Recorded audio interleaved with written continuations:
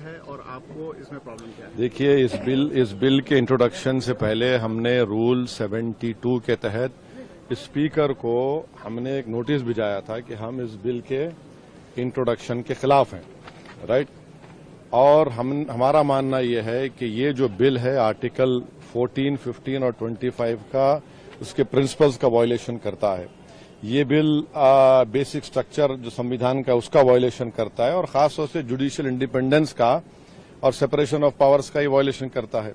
اب اس میں سب سے اہم بات یہ ہے کہ جو وقف بائی یوزر کا سیکشن 3RI ہے اس کو یہ کہہ رہے ہیں کہ وقف بائی یوزر کو ہم نکال دیں گے۔ کیسے نکالیں گے؟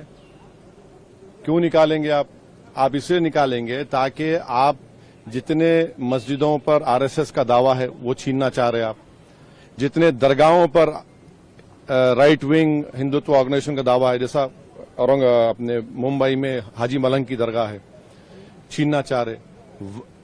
وقف بائی یوزر کا اب نکال کر بول رہے ہیں کہ ڈاکومنٹیشن لے کر بھائی 400 سال کا ڈاکومنٹیشن ریونیو سے نہیں نکلے گا تو کیا کریں گے آپ؟ دے دیں گے کیا؟ چینج کر دیں گے؟ یہ ایک سب سے بڑا ڈینجرس جو اس میں سیکشن ہے۔ دوسرا اس میں وقف الاولاد کا کلاس 4 کا ہے۔ دیکھیے بھارت میں جو قانون ہے نا وہ کسی کو روکتا نہیں ہے کہ وہ اپنی پراپرٹی کو ول کے ذریعے ڈسپوز کرے یا کسی کو گفٹ دے۔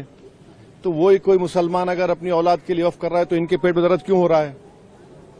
ہندو انڈومنٹ بورڈ میں اجازت ہے اس کی، سب جگہ دوسرے گردوارہ پربندھن کمیٹی میں اجازت ہے، تو مسلمانوں کے وقف بورڈ میں کیوں نہیں ہوگا؟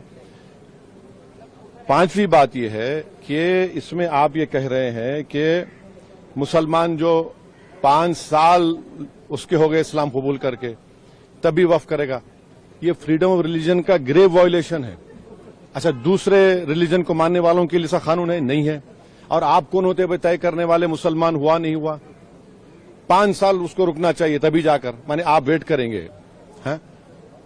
اور یہ اور ایک اس میں جو بات جو آبجیکشنیبل ہے وہ یہ ہے کہ اگر کوئی سیکشن 61 میں آپ نے ڈی ایم کو بہت پاورز دے دیے، اب ڈی ایم کوئی فیصلہ کرتا ہے وقف بورڈ کے خلاف، مجھے ٹرائبونل جانا ہے۔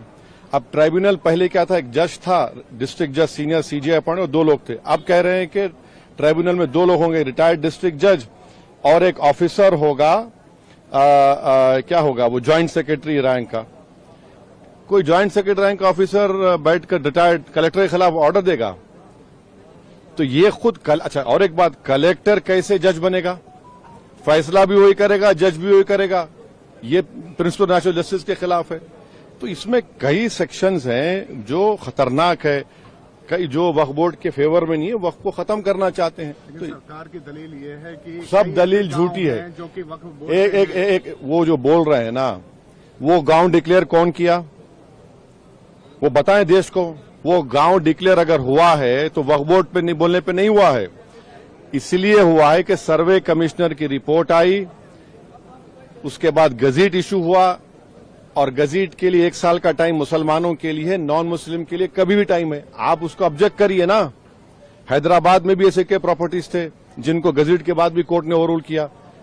آپ مثالیں دے رہے ہیں، یہ سنیری باغ کی مسجد کا اگر ڈاکومنٹیشن لاؤ کہاں سے لائیں گے بتائیے؟